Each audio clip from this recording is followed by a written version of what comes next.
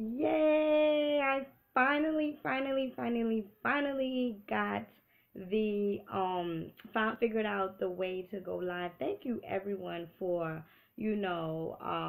supporting me and encouraging me to do so. Let me introduce myself before we get into discussions. This is my first time going live. I'm doing this by popular demand. My name is Ella Samori. Um, Many people know me for nutritional consultations. I've been getting a lot of buzz for my spiritual consultations. Yes, I am a psychic medium. Yes, I do channel and provide information from the spirit realm. And I'm also considered to be an inspirational speaker as I've helped lots of sisters. Okay, Sean Graham joined. Okay, now I'm getting an understanding of what's going on. However, I helped lots of sisters get through a stage of depression, self-esteem, things of that nature. So I do consider myself to be an inspirational speaker too. So what I basically do is I work from home. I work from home, channel information from the spirit realm, as I told you before, and just basically living my life and helping others to be the best that they can be as well. As I said, please feel free to ask any additional questions after I share some information that I have for you. Again, this is my first time live. I have two recordings going on, one for my YouTube channel as well as the one that's going on my phone right now. And I'm excited, my love bugs. Okay, so check this out. I've decided for the first time to read um, some information from the book Four Agreements. Okay, the Toltec Wisdom book by Don Miguel. This is something very, very important that I want to share with you all, and I'm just gonna jump into a particular part of the book. All right, so here it goes. And again, ask questions after if you have any particular questions. I do know that people had questions prior, but I can't see them, and this is my first time, so I can't go back. All right, here it goes. If I love myself, I will express that love in my interactions with you. And then I am being impeccable with the word. Impeccable means to speak without sin. All right. So, again, if I love myself, I will express the love in my interactions with you. And then I am impeccable with the word because the action will produce a like reaction. So, basically, my loves, if we love each other, we will not uh, give about negativity to someone else. The only people that shares negativity are the ones that don't love themselves, or the ones that have something wrong going on inside. If you love yourself, you will speak in love, you will vibrate in love, and you will be what is love. Okay, so here it goes. um if I love you, then you will love me. If I insult you, you will insult me. If I have gratitude for you, you will have gratitude for me. If I'm selfish with you, guess what? You will be selfish with me. So it's all about laws of attraction, right? So what you give out is what you get. If Where did you get the hoodie from? Paul Moreland, the KTL dudes, the Moorish things. So again, ask me the questions after because it might get distracted. Tony Summers, but yeah, on Facebook, Paul Moreland, from KTL. The red pill, that's him, and the blue pill too. You can get it. So let's get back to this. If I use the word to put a spell on you, and words are spells, you are going to put a spell on me. So let's be careful with our words that we use to each other, right? Because we cast spells, right?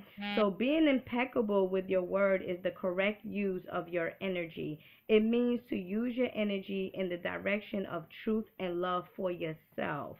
If you make an agreement with yourself to be impeccable with your words, just with that intention, the truth will manifest through you and clean all the emotional poison that exists within yourself. Because a lot of us are resonating in poison, basically due to what other people had said upon us, or due to the other poisons that people had given to us. So if we do not heal ourselves from that, then guess what? That's what resonates inside of us. So again, the truth will manifest through you and clean all the emotional poisons that exist within you. But making this agreement is difficult because we have learned to do precisely the opposite. We have learned to lie as a habit of our communication with others, and more importantly with ourselves. A lot of us lie to ourselves, and it's like, yo, don't lie. If you want to lie, don't lie to yourself. Just don't lie to yourself. Like, how can someone lie to yourself? Like, how can you lie to you? Like, how can you live with yourself? You're with yourself in the secret realm. You're with yourself privately. You take a shower. Like, how can you lie to yourself? All right. So let's stop lying to ourselves, right? Importantly, we lie to ourselves. We are not impeccable with the word. The power of the word is completely misused in hell. We use the word to curse, to blame, to find guilt, to destroy. Of course, we also use it in the right way, but not too often. Mostly we use the word to spread our personal poison, to express anger, jealousy, envy, and hate. The word is pure magic, my loves.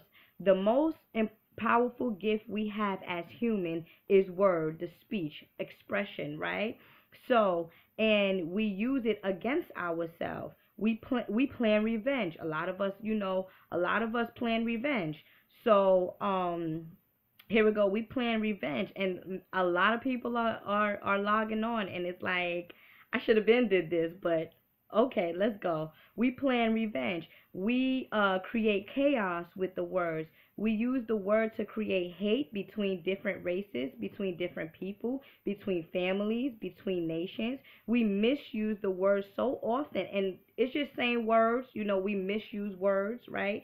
So we misuse the word so often, and this misuse is how we create and perpetuate the dream of hell, right? Misuse of the word is how we pull each other down and keep each other in a state of fear and doubt, right? Oh, I hate you. Oh, you ugly. Oh, you this. Oh, you that. That's pulling each other down, right? So the easier for the people to believe a lie than to believe the truth. That's right, right?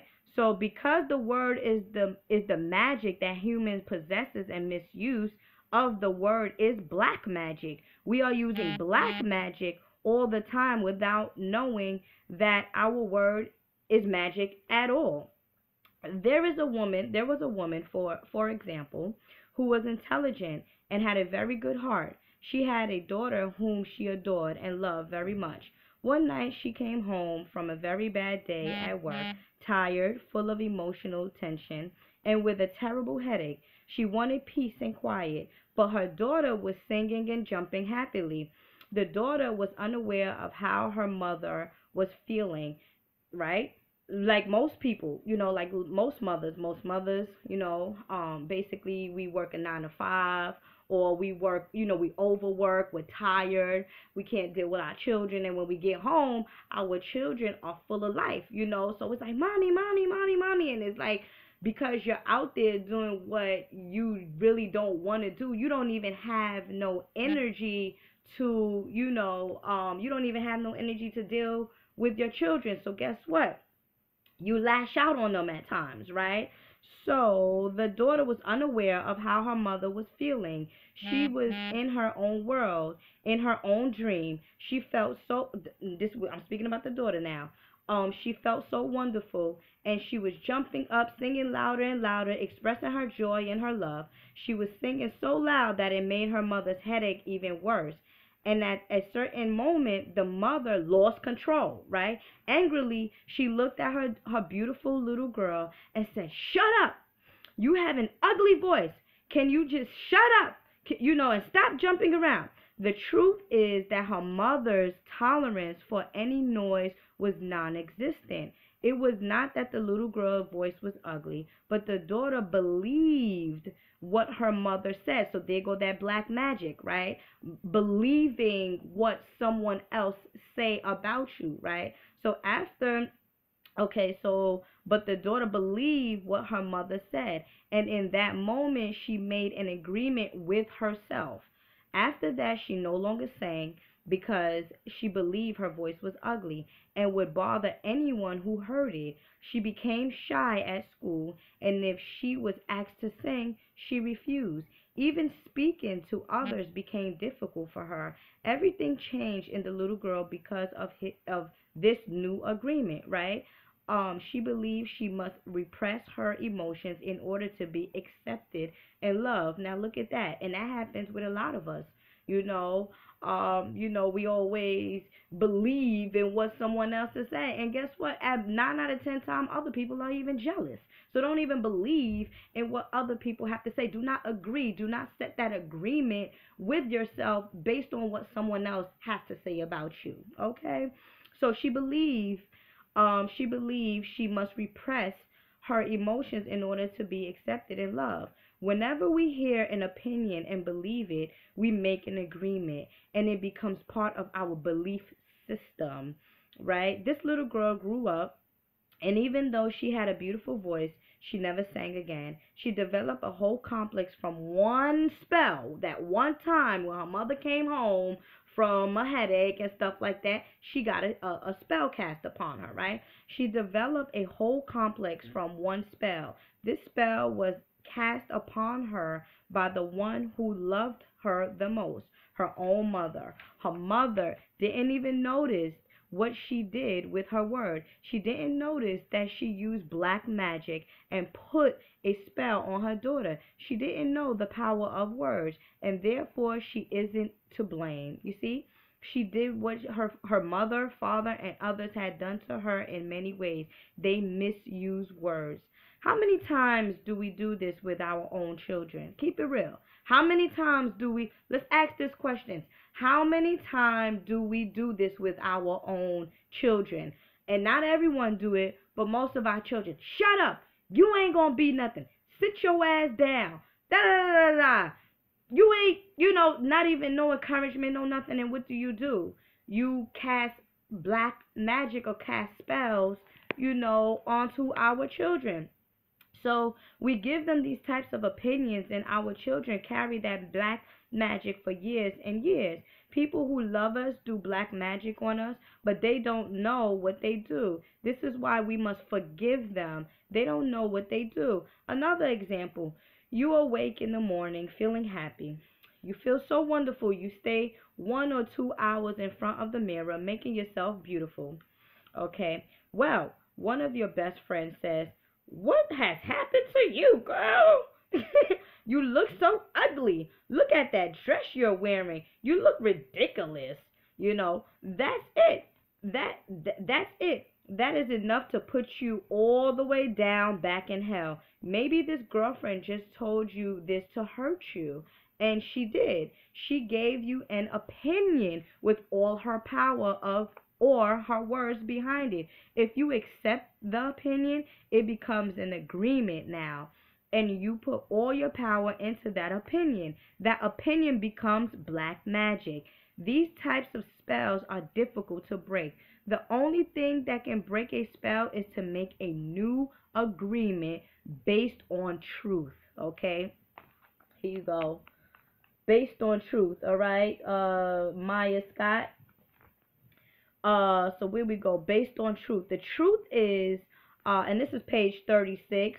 The section that I am reading is being impeccable. Impeccable meaning speaking without sin. All right, for the near future. So the truth is the most important part of being impeccable with your word.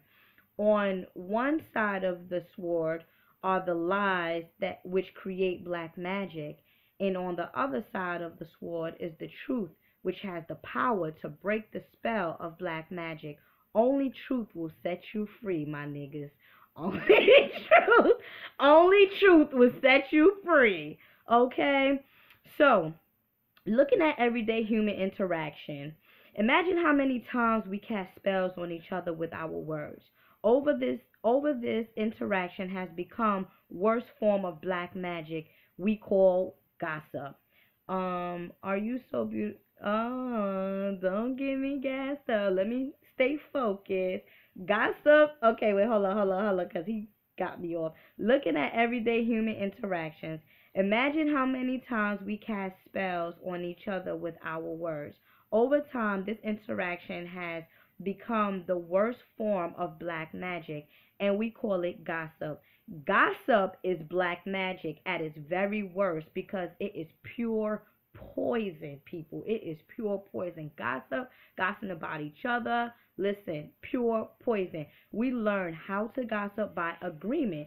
Oh, girl, you see, look at that dress over there. Yeah, isn't that ugly? Yeah, it's ugly. That's an agreement, but it's really not ugly. It's just your perception, right? When we were children, we heard the adults around us gossiping all the time, openly giving their opinions about other people. They even had opinions about people they didn't even know. Emotional poison was transferred along with the opinions, and we learned this at the normal way as a normal way of communication. Gossiping has become the main form of communication in human society, which I also agree. Human society, it has become the way we feel close to each other because it makes us feel better to see someone else feel as bad as we do, right? Misery loves company. There is an old expression that says, oh shoot, there is an old expression that says misery likes company. Say word. Look, if you can see. But so right, misery likes company, and people who are suffering in hell don't want to be alone.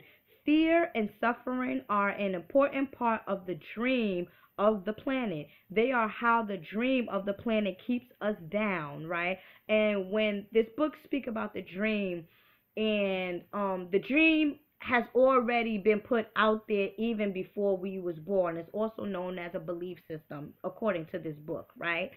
So misery likes company, and people who are suffering in hell don't like to be alone. Fear and suffering are an important part of the dream of the planet. They are how the dream of the planet keeps us down. Using the analogy of the human mind as a computer, gossip can be compared to a computer virus. You hear that? Gossip can be compared to a computer virus. I feel like a preacher, right? I feel like a preacher, but let me carry on. A computer virus is a piece of computer language written in the same language all the other codes are written in, but with a harmful intent. This code is inserted into the program, which is the mind. All right. This code is inserted into the program of the computer when you least expect it, and most of the time without your awareness. You get what I'm saying? So after this code, which is the black magic or is the negativity, after this code has been introduced, your computer doesn't work quite right. So that means again the mind is the computer. So after this code or after this hex has been introduced into the mind no longer works, right? So after this code has been introduced, your computer doesn't work quite right, or it doesn't function at all because the codes get so mixed up with so many conflicting messages that it stops programming good results, right? So that's what happens. Our mind get all fucked up, get all twisted. We can't meditate right. We don't know, how to think right. We're not even eating right because we are influenced by other people's codes or other people's viruses or other people's opinions, right? Human gossip works exactly the same way. For example, you're beginning a new class with a new teacher and you have looked forward to it for a long time. On the first day of class, you run into someone who took the class before, who tells you, oh, that instructor was such a pompous jerk. He didn't know what he was talking about, and he was a pervert too, so watch out. So you are immediately imprinted with the word and the emotional code the person had when saying this. But what you had are not aware of is his or her emotions or validations that they're telling you this. Like, okay, so you got to sit back and you got to say, listen, all right, well, why is this person telling me this particular thing, but instead of us analyzing the message behind it, we just take the message and it's a negative message. So what do? We absorb it, right? So the person could be angry for failing the class or simply making an assumption based on fear and prejudice. But because you have learned to ingest information like a child, some part of you believe the gossip, right? So some part is like, yeah, probably this person is a pervert. Probably, she is a fucking bitch or something, and yeah, I'm cursing today. Today I'm cursing because it's after hours and we just keeping it real and we kicking it. And it's my first time on Google Live, on Facebook Live or whatever the situation is, and all is well, right? So, some part of you believe the gossip and you go on to the class. As the teacher speaks, you feel the poison coming up inside you, and you don't realize you see the teacher through the eyes of the person who gave you that gossip. Then you start talking to other people in the class about this, and they start to see the teacher in the same way as a jerk and a pervert. You really hate the class, and soon you decide to drop out. You blame the teacher, but it is gossip that is to blame. So it's not the teacher to blame, it's the gossip to blame, right? So all of this mess can be caused by one little computer virus. One little piece of misinformation can break down communication people between people, causing every person it touches to become infected and contagious to others. Imagine that every single time others gossip to you, they insert a computer virus into your mind, causing you to think a little less clearly every time. Then imagine that in an effort to clean up your own confusion and get some relief from the poison, you gossip and you spread these viruses to someone else too. You get what I'm saying? So, you're trying to clean yourself up. You're trying to make sense of stuff. And then people start to say, well, what's going on with you? And now you begin to now spread the gossip to somebody else, right? So now imagine this pattern going on in a never-ending chain between the humans on the planet. The result is a world full of humans who can only read information through circuits that are clogged with a poisonous, contagious virus. See, that's what happens. So once again, this poisonous virus is what the Toltecs call the mitos, the chaos of 1,000 different voices all trying to talk all at once. Even worse are the black magicians or computer hackers who intentionally spread the virus. Think back to a time when you or someone was angry with someone else and desired revenge. In order to seek revenge, you said something to or about the person with the intentions of spreading poison and making that person feel bad about him or herself. As children, we do this quite, thoughtlessly. But as we grow older, we become more calculated in our efforts to bring other people down. Then we lie to ourselves and say that person received a just punishment with their wrongdoing. When we see the world through a computer virus, meaning when we see the world through the eyes of somebody else, right? It is easy to justify the cruelest behavior because it's like, well, this person did it or this person is saying this, but you have to take responsibility for the things that you say and the things that you do, okay? All right. So what we don't see is the misuse of our word is putting us deeper into hell.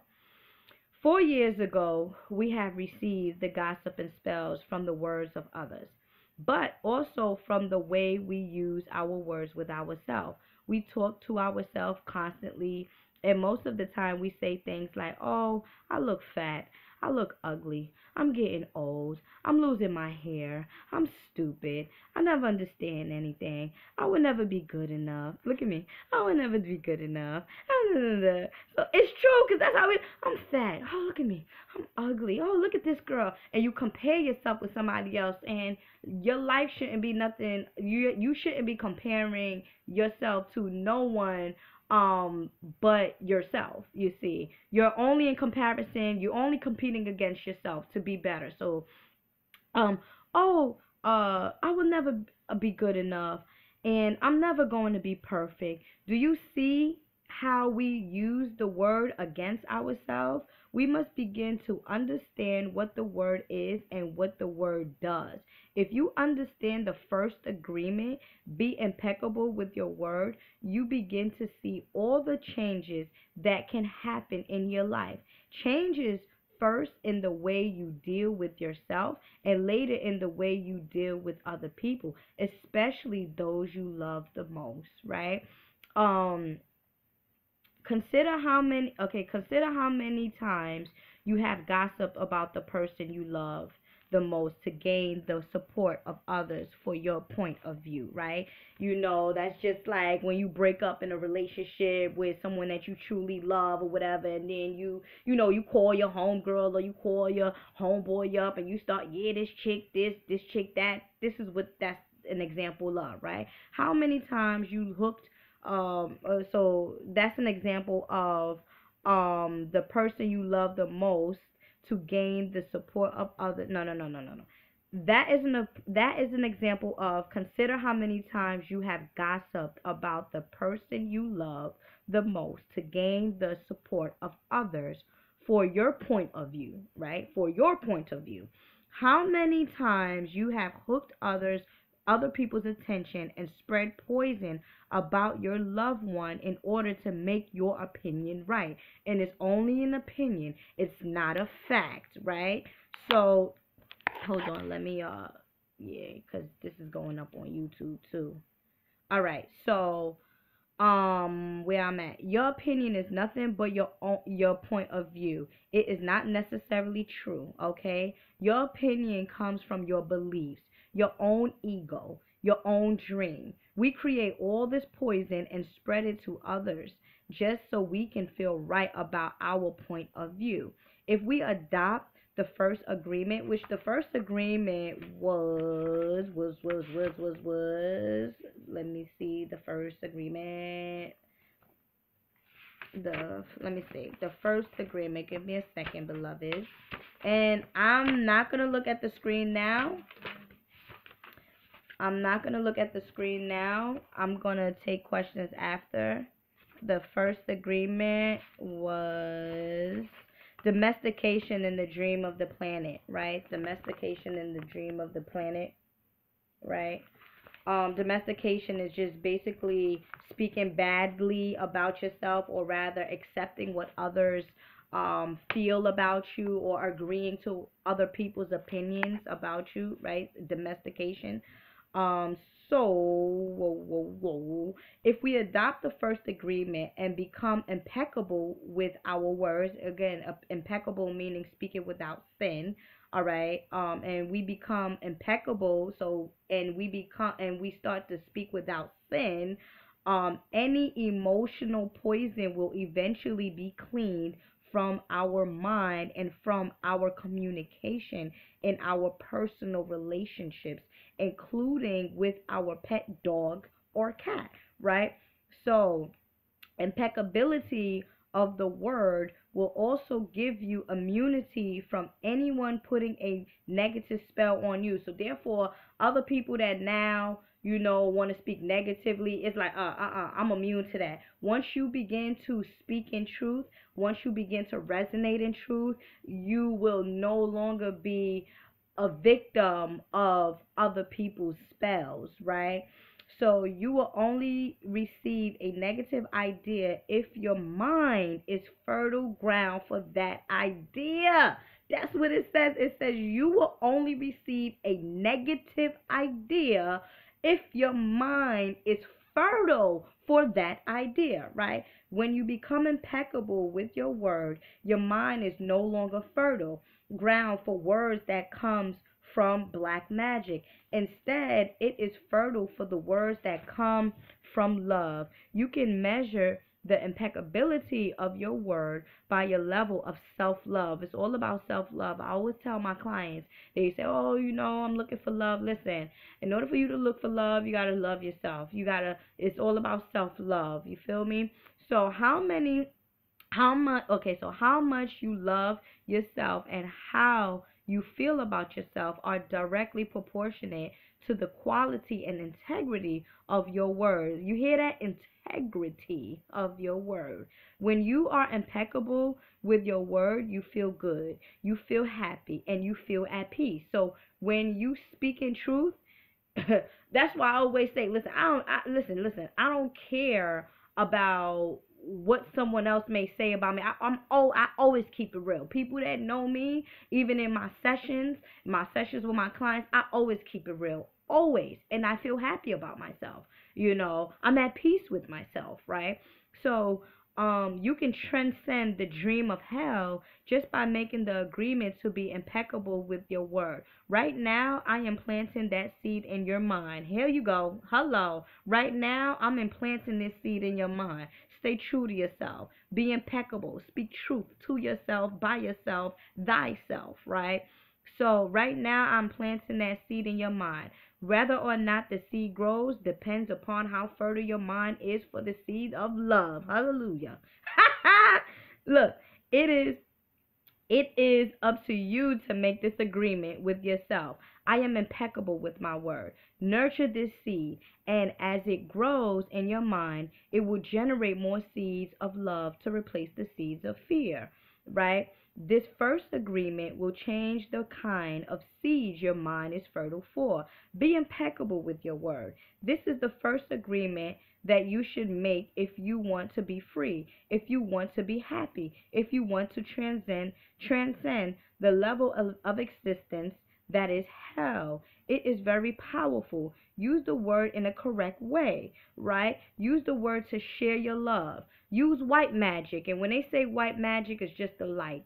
It's just the healing light. I just did a session with a client, and I said, listen, bring the light, the white light from the heavens or from the universe. Bring it from out from the universe, going into the crown chakra, through your body, out from the foot, out from the feet. Resonate in this light, in this light force, and when I speak about the light, I'm speaking about a light of healing, a light of being light, being a God body, as they would say, right?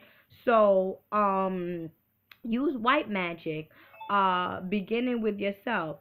Tell yourself how wonderful you are, how great you are. Tell yourself how much you love yourself. Use the word to break all those teeny tiny agreements that made you suffer. It is possible. It is possible because I did it.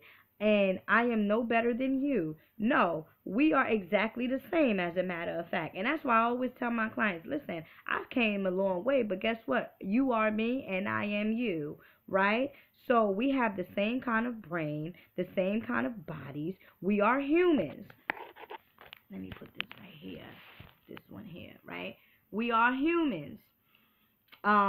If I was able to break those agreements and create new agreements, then you can do the same. If I can be impeccable with my word, why not you? Just this one agreement can change your whole life. Impeccability of the word can lead you to personal freedom, the huge success and abundance. It can take away all fear and transform into joy and love. That's what I'm not understanding. I always tell my clients, listen, the only person that's holding you back is yourself. Tap on chat heads to see new messages. I'm not taking new messages. Let me see. No, I don't want to mess up what's going on. I'll see that later. Okay, so just imagine that you can create the impeccability of the word. With the impeccability of the word, you can transcend the dream of fear and live a different life. You can live in heaven in the middle of thousands of people living in hell because you are immune to that hell. You can attain the kingdom of heaven from this one agreement. Be impeccable with your words, and that's about it. And then the second agreement, oh my God, I don't even know if I should go forward. I think I want to take questions because I see a lot of people logging on. But the second agreement is don't take anything personally. Never, never, never. Let me just read this one paragraph, right? The next three agreements are really born from the first agreement. The second agreement is don't take anything personally. What happens around you, don't take it personally. Using an earlier example, if I see you on the street and I say, "Hey, you are so stupid," without knowing you, it's not about you, it's about me. If you take it personally, then perhaps you believe you are stupid. Maybe you think to yourself, "How does he know that? Is he clairvoyant? Or can everybody see how stupid I am?" You take it personally because you agree to whatever was said. As soon as you agree, the poison goes through you and you are trapped in the dream of hell. Okay? So, I'm going to wrap that up. Again, this I'm reading this from this book, The Four Agreements, the Toltec Wisdom book, A Practical Guide to Personal Freedom. This is one of my favorite book. I chose to read this the first time I go live because I didn't know what to speak about, but because I've been getting so much requests from my uh, supporters or networkers or Facebook friends, I'm like, all right, let me do this. So the four agreements, here you go, look it up. If anyone have any questions, I know someone asked me about soulmates and soulmate ties. And my take on soulmates is if you align it, okay, anyone that you tomorrow I might get on live too because we got some things that I want to express. What I can read this whole thing called people's consciousness, which is very important for us. But I feel that the people that we come into contact with in this particular realm are the people that we've known previously. And when you speak about soulmates, um, you will feel in your soul that this person is for you. Even though we get into relationships and sometimes people be like, "Oh, I'm so much in love, I'm so much in love," but people react that way because one, they haven't been in a relationship for a very long time. Two, some people are sucker for loves. Three, some people fall in love quickly, but at the end of the day, it's not real. Once you have like a soulmate tie, you're gonna feel it. And how you know that this is your soulmate is because everything about this person is within you. They're loving. They like to do the same things you do. They like to eat the same foods you eat. Every time you're away from them, you're thinking about them. Every time you see them, you're so happy. You never want to leave them. It's the energy that this person is my soulmate in a sense. Or rather, and I always say too, dealing with relationships, we meet people for many different reasons. We meet people to, learn something from them or rather to bless them and vice versa so that they can bless us or we can bless them. And no relationship is a bad relationship because bad relationships is the best relationships because the best relationships is where we learn from. And if you didn't learn from it, then you're going to repeat it again. Okay? So that's my take on soulmates. So if people want to start with their questions, asking questions, I can read it off, I guess. I'm gonna just take the first 5 questions. And then someone else asked about casting spells and things like that. And that's the reason why I chose to read that particular section out this book, to help that particular sister, get a better understanding of black magic and spells. And, the only way people can curse you or put a spell on you is if you believe in their, or you agree to what they're saying. Okay, so I'm gonna give it another minute or two. A lot of people had questions. Let me go back. Hey, love, how did you go live? I'll let you know afterwards. I love this book. I love it too. Still waiting for my link up PayPal. Okay, sorry to interrupt. That's not a problem. You are so beautiful and powerful. Thank you, Haji. What book are you reading? I already said that. It's easier for some people to believe a lie than the truth, which is actually true. Old folks will tell you all the time. Thanks, Queen. Love your feedback. Yes, no, no, that wasn't him. That wasn't him. That wasn't him. Who helped me out? Leo. I think he's on the queue. He helped me out with this because again, this is my first time. So, no questions. I can go on with my day. What can I say as my last words for my clients and for the people that are watching? Be true to yourself. We are all along our spiritual journey, and we're all living this path of righteousness. But we have to be the best that we can be. We have to, or I'm not going to tell you what you have to do, but we should be